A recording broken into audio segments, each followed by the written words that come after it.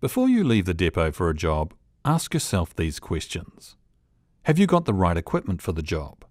Has it been inspected, tested and tagged? Do you have contact surface cleaning equipment? Remember, going back to get another pole cluster might not be practical. Once you're on site, setting up your worksite and equipotential zone is critical for the safety of you and your work party.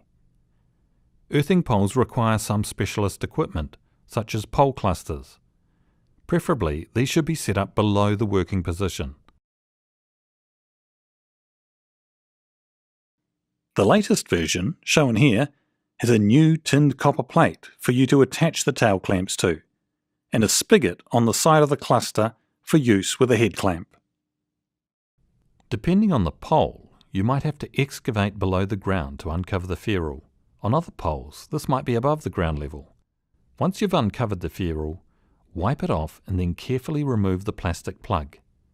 Make sure you don't damage the thread doing this, otherwise the ferrule clamp won't screw in and make contact, so you won't be creating an EPZ. Gently clean the hole out using WD-40. It is now essential to clean the contact face of the ferrule. You can use a wire brush to do this. Take a close look at the surrounding concrete to make sure that the ferrule still sticks out of the concrete and isn't flush with the pole.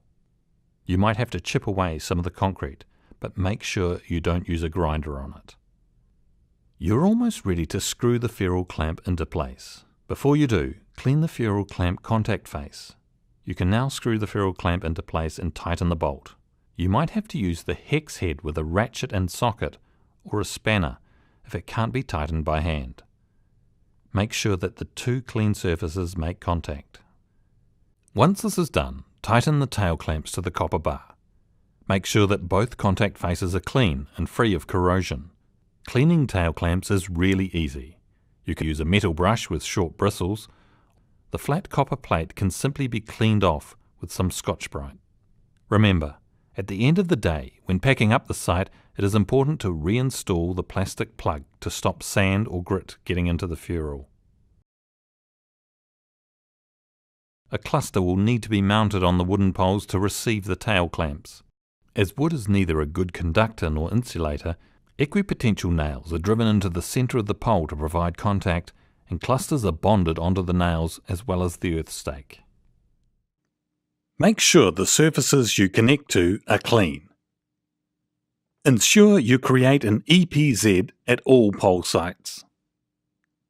Always connect your concrete pole cluster to the earthing ferrule.